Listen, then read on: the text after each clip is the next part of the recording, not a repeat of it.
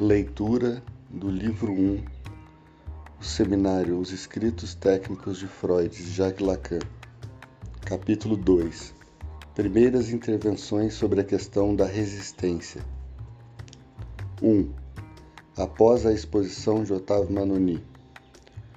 Podemos agradecer muito a Manoni, que acaba de fazer a abertura mais feliz para a retomada do diálogo do seminário. Contudo, a sua tendência é nitidamente fenomenológica e não penso que a solução seja inteiramente da forma que ele nos deixa entrever. Ele mesmo sentiu isso. Mas é bom ter colocado a questão como o fez, falando de um mecanismo interpessoal, embora a palavra mecanismo seja, no caso, apenas aproximativa. 2. Interrupção durante a exposição de Gianzier. Freud explica, a propósito de Lucier, que ele recorria à pressão das mãos quando só obtinha uma hipnose incompleta. Diz em seguida ter cessado de se preocupar com este assunto e ter mesmo renunciado a obter do sujeito, segundo o método clássico, a resposta para a questão "Você dorme?", porque tinha o desgosto de ouvir responder "Mas não durmo absolutamente", o que o colocava numa situação muito embaraçosa. Ele explica, de um modo ingênuo e encantador, que era levado a persuadir o sujeito de que não falava do mesmo sono que aquele a propósito do qual o outro dava a sua resposta, e que devia estar assim mesmo um pouco adormecido. Nos confins da mais perfeita ambiguidade, diz muito nitidamente que tudo aquilo o colocava num grande embaraço, de que só se livrou no dia em que não se preocupou mais. Mas manteve a pressão das mãos, seja sobre a testa, seja sobre cada lado da cabeça, e convidava ao mesmo tempo o paciente a se concentrar sobre a causa do sintoma. Era um estado intermediário entre o diálogo e a hipnose. Os sintomas eram tratados um a um, em si mesmo, afrontados diretamente como problemas propostos. Sob as mãos de Freud, o paciente era assegurado de que as lembranças que iam se apresentar eram as que estavam em causa, e que só tinha de se fiar nisso. E Freud acrescentava o detalhe de que seria no momento em que levantasse suas mãos, mímica do levantamento da barreira, que o paciente se tornaria perfeitamente consciente e só teria de tomar o que se apresentasse ao seu espírito para estar certo de segurar o bom fio da meada.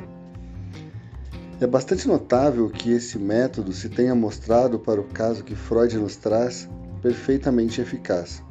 Com efeito, o caso de Lucier, tão bonito, foi inteiramente resolvido e com facilidade que tem a beleza das obras dos primitivos. Em todo novo que se descobre, há um acaso feliz, uma feliz conjunção dos deuses.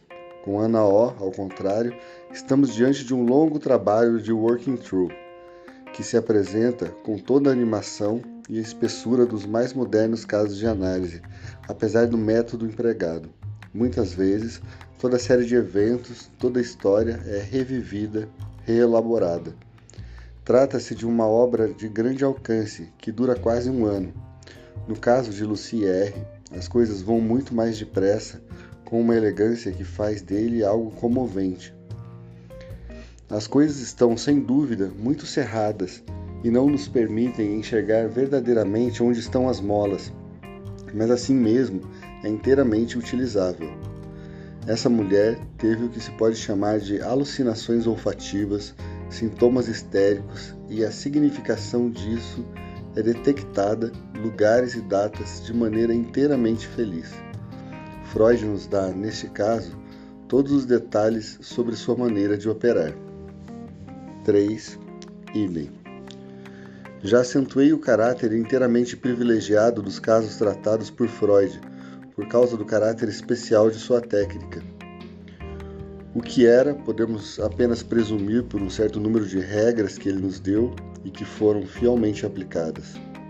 Pela confissão dos melhores autores e dos que conheceram Freud, não se pode fazer uma ideia plena da maneira pela qual aplicava a técnica.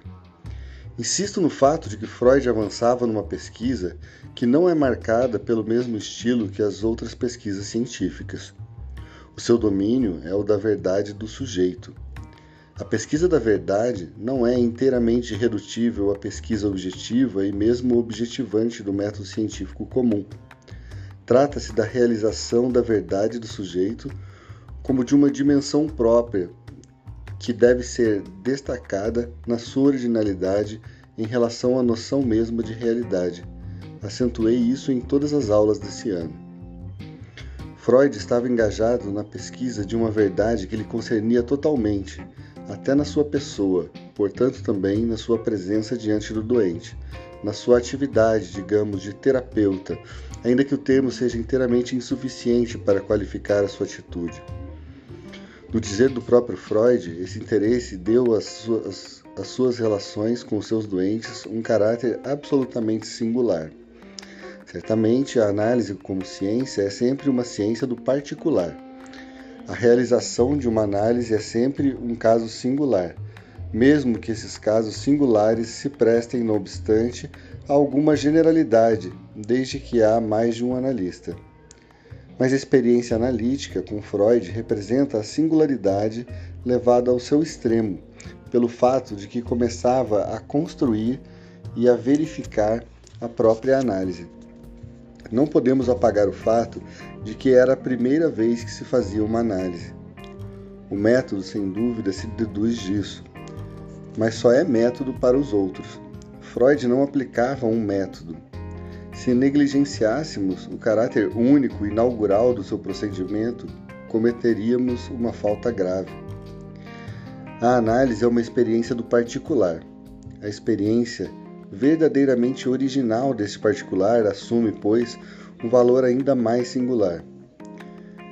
Se não sublinharmos a diferença que há entre essa primeira vez e tudo que veio a seguir, nós que nos interessamos não tanto por essa verdade quanto pela constituição das vias de acesso a essa verdade, não poderemos nunca aprender o sentido que é preciso dar às frases certos termos que emergem na obra de Freud e que tomam em seguida, em outros contextos, um sentido bem diferente, ainda que se pudesse considerá-los como calcado um sobre o outro.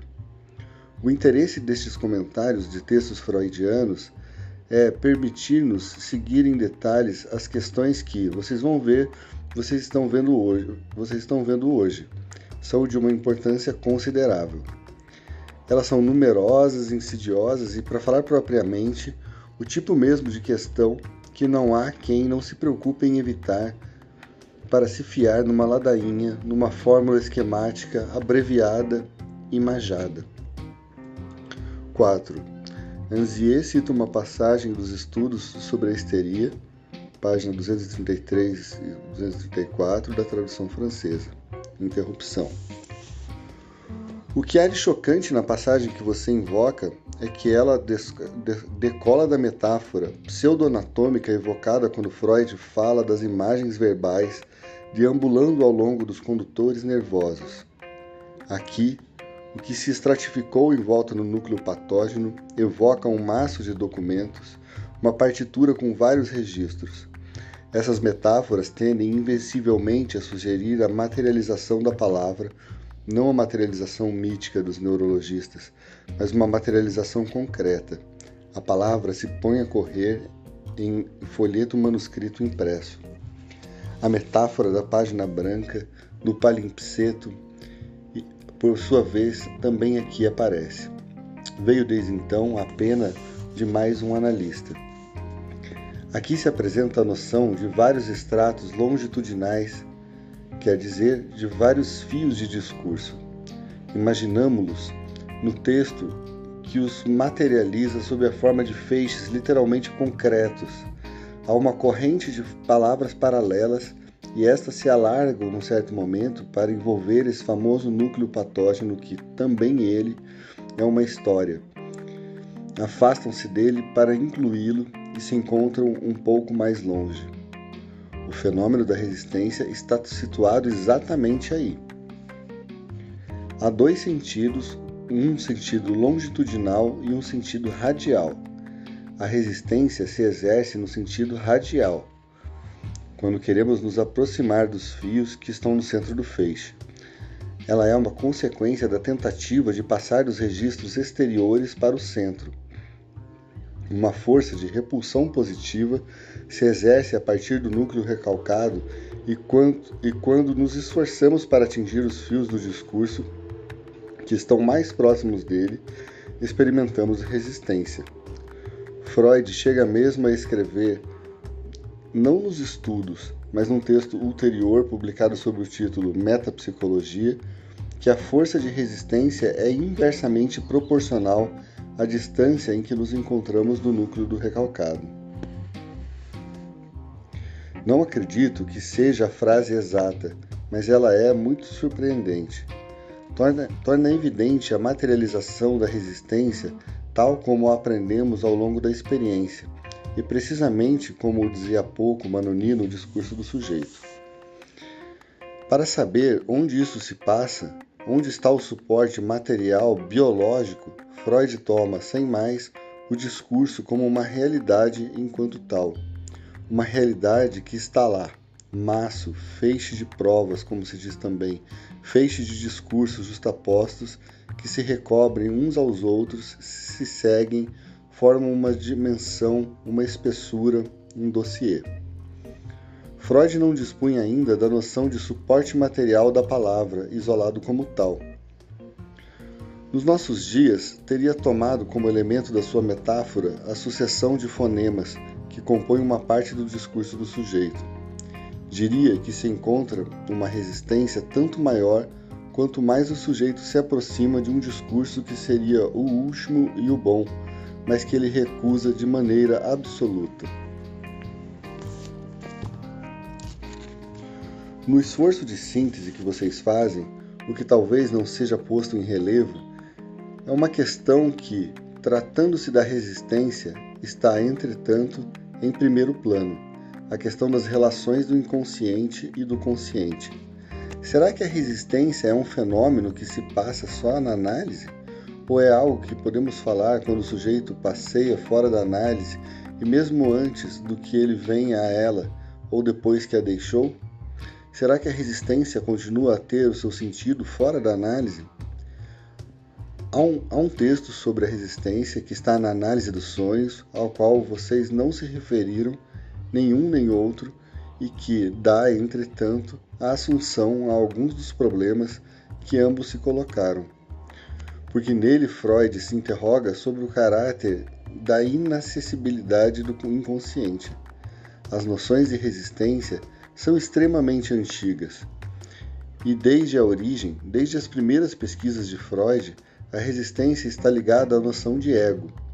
Mas quando lemos no texto dos Studien certas frases surpreendentes onde se trata não somente do ego como tal, mas do ego como representando a massa ideacional, apercebemos-nos de que a noção de ego já deixa pressentir em Freud todos os problemas que ela nos põe agora. Diria quase que é uma noção de efeito retroativo. Se lemos essas coisas à primeira luz do que se desenvolveu desde então em torno do ego, parece mesmo que as mais recentes formulações mascaram mais do que colocam em evidência. Vocês não podem deixar de ver nessa fórmula a massa ideacional, algo que se avizinha singularmente da fórmula que pude lhes dar.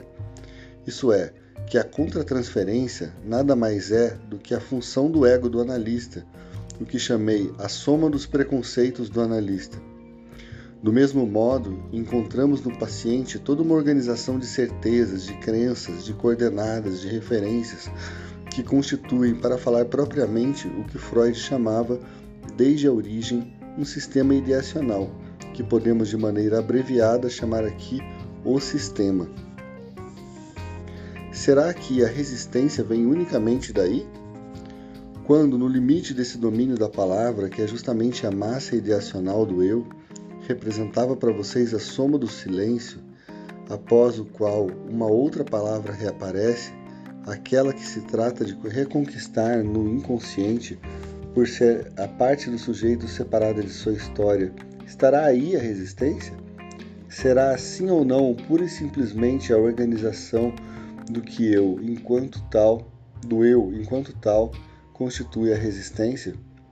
Será isso que cria a dificuldade do acesso ao conteúdo do inconsciente no sentido radial, para empregar o termo de Freud? Eis uma questão muito simples, simples demais, como tal, insolúvel. Felizmente, ao longo dos 30 primeiros anos deste século, a técnica analítica progrediu muito, abordou fases experimentais suficientes para diferenciar as suas questões. Como vocês veem, somos levados a isso a propósito de que lhes disse que seria o modelo de nossa pesquisa. Temos de afirmar que a evolução, os avatares da experiência analítica, nos informam sobre a própria natureza dessa experiência, na medida em que é também uma experiência humana mascarada para si mesma.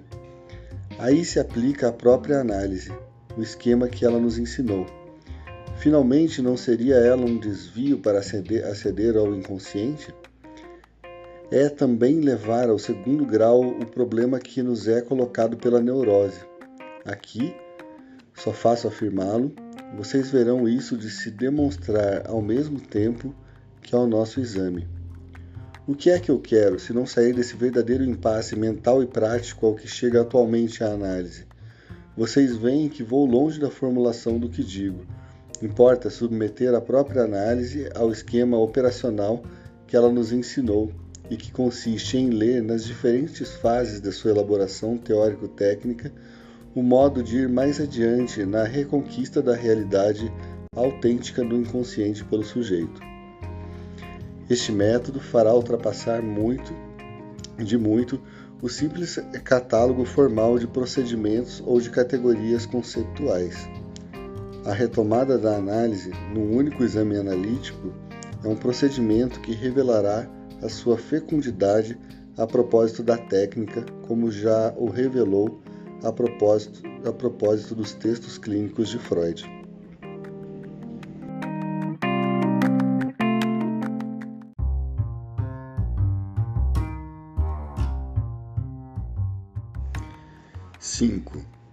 Intervenções ao longo da discussão. Os textos psicanalíticos formigam em impropriedades metódicas. Há aí temas difíceis de tratar, de verbalizar sem dar ao verbo um sujeito, e é por isso que lemos o tempo todo que o ego impele o sinal da angústia, maneja o instinto de vida, o instinto de morte. Não se sabe mais onde está o central, o agulheiro, a agulha. Tudo isso é escabroso. Vemos o tempo todo pequenos demônios de Maxwell aparecerem no texto analítico, que são de uma previdência, de uma inteligência. O chato é que os analistas não têm uma ideia suficientemente precisa da natureza dos demônios. Estamos aí para ver o que significa a evocação da noção de ego, do começo ao fim da obra de Freud. É impossível compreender o que representa esta noção, tal como ela começou a surgir com os trabalhos de 1920, com os estudos sobre a psicologia do grupo, das Ich und das Es. Se começarmos a enfiar tudo numa soma geral sob o pretexto de que se trata de aprender uma certa vertente do psiquismo. O ego, na obra de Freud, não é isso de jeito nenhum. Isso tem um papel funcional ligado a necessidades técnicas. O triunvirato que funciona em Nova York, Hartmann, Lowenstein e Chris, na sua tentativa de elaborar uma psicologia do ego, se pergunta o tempo todo: o que quis dizer Freud na sua última teoria do ego? Será que até o presente tiramos verdadeiramente as implicações técnicas dela? Não traduzo, não faço senão repetir o que está nos 2 ou 3 últimos artigos de Hartmann. Na Psychoanalytic Quarterly de 1951, vocês encontrarão 3 artigos de Lowenstein, Chris e Hartmann sobre este assunto, os quais vale a pena ler. Não se pode dizer que chegam a uma formulação plenamente satisfatória, mas pesquisam nesse sentido e colocam princípios teóricos que comportam aplicações técnicas muito importantes, que, segundo eles, não tinham sido percebidas. É muito curioso seguir esse trabalho que se elabora através de artigos que vemos se sucederem há alguns anos, especialmente desde o fim da guerra. Acredito que se manifesta aí um fracasso muito significativo e que deve ser instrutivo para todos nós. Em todo caso, há um mundo percorrido entre o ego, tal como se fala dele nos Studien, massa ideacional, conteúdo de ideações e a última teoria do ego, ainda problemática para nós, tal como foi forjada para o próprio Freud a partir de 1920. Entre os dois, há esse campo central que começamos a estudar. Como veio à luz essa última teoria do ego? É o ponto extremo de elaboração teórica de Freud, uma teoria extraordinariamente original e nova. Entretanto, sob a pena de Hartmann, ela se apresenta como se tendesse com todas as suas forças a reencontrar a psicologia clássica. As duas coisas são verdadeiras. Essa teoria, Criso escreve, faz a psicanálise entrar na psicologia geral e, ao mesmo tempo, traz uma novidade sem precedentes. Paradoxo que seremos levados a colocar em destaque aqui, seja prosseguindo até as férias com os escritos técnicos, seja abordando o mesmo problema com os escritos de Schreber. No artigo de Bergman, Germinal Cell, o que é dado como a célula germinal da observação analítica é a noção de reencontro e de restituição do passado. Ele se refere aos Studien para mostrar que Freud, até o fim da sua obra, até as últimas expressões do seu pensamento, mantém sempre no primeiro plano essa noção do passado sob mil formas e, sobretudo, sob a forma da reconstrução. Nesse artigo, a experiência da resistência não é, pois, de modo algum considerada como central. O Sr. Hippolyte alude ao fato de que os trabalhos anatômicos de Freud podem ser considerados êxitos e foram sancionados como tal. Em compensação, quando se pôs a operar no plano fisiológico, parece ter manifestado um certo desinteresse. É uma das razões pelas quais não aprofundou o alcance da descoberta da cocaína. A sua investigação fisiológica foi frouxa, porque ficou muito perto da terapêutica. Freud ocupou-se da utilização da cocaína como analgésico e deixou de lado seu valor anestésico. Mas, enfim, estamos aí a evocar um traço da personalidade de Freud. Podemos sem dúvida nos colocar a questão de saber se, como dizia Z, ele se reservava para um destino melhor. Mas chegar ao ponto de dizer que orientar-se em direção à psicopatologia foi para ele uma compensação, acredito que é um pouco excessivo. Se lermos os trabalhos publicados sob o título O Nascimento da Psicanálise e o primeiro manuscrito reencontrado, onde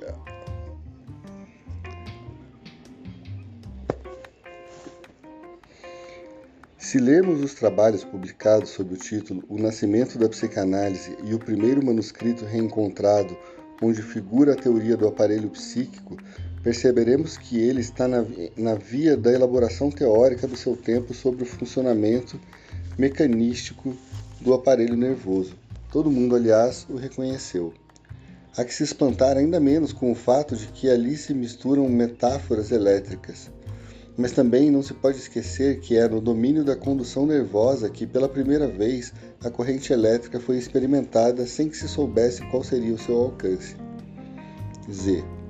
Acredito que, do ponto de vista clínico, a noção de resistência representa uma experiência que somos todos levados a fazer uma vez ou outra com quase todos os pacientes na nossa prática.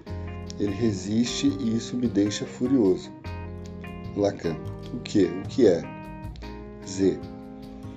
Essa experiência extremamente desagradável em que a gente se diz poderia encontrar por si mesmo, ele sabe sem saber que sabe, basta que se dê o trabalho de olhar. Esse imbecil desse tipo, esse idiota, todos esses termos agressivos e hostis que nos vêm ao espírito, não o faz. E a tentação que se tem de forçá-lo, de obrigá-lo. Lacan. Não futuque muito nisso. Sr. Hippolyte. A única coisa que permite ao analista ser inteligente é quando essa resistência faz o analisando passar por um idiota. Isso dá uma elevada consciência de si. Lacan. Não obstante, a armadilha da contratransferência, já que é preciso chamá-la assim, é mais insidiosa do que esse primeiro plano. Z. Ao poder direto sobre os seres humanos, Freud substitui o poder indireto e mais aceitável que a ciência dá sobre a natureza. Revemos aqui o mecanismo da intelectualização, compreender a natureza e por aí mesmo submetê-la a si, fórmula clássica do determinismo, o que reenvia por alusão a esse caráter autoritário de Freud, que o pontua toda a sua história e particularmente as suas relações com os heréticos, tanto quanto com os seus discípulos. Lacan. Devo dizer que, se falo nesse sentido, não cheguei a fazer disso a chave da descoberta freudiana. Z. Tampouco penso em fazer disso a chave, mas um elemento interessante a colocar em evidência. Nessa resistência, a hipersensibilidade de Freud à resistência do sujeito não deixa de se relacionar ao seu próprio caráter. Lacan. O que é que lhe permite falar da hipersensibilidade de Freud? Z. O fato de que ele a tenha descoberto, e não Breuer, nem Charcot, nem os outros. É, apesar de tudo, a ele que aconteceu, porque a sentiu mais vivamente e elucidou o que tinha sentido. Lacan. Vocês acreditam que o fato de colocar em destaque uma função como a resistência significa que no sujeito uma intolerância particular àquilo que resiste a ele? Não será, ao contrário, o fato de ter sabido dominá-la, de ter ido a Lures e bem além, que permitiu a Freud fazer dela uma das molas da terapêutica, um fator que se pode objetivar, nomear e manejar? Vocês acreditam que Freud é mais autoritário do que Charcot?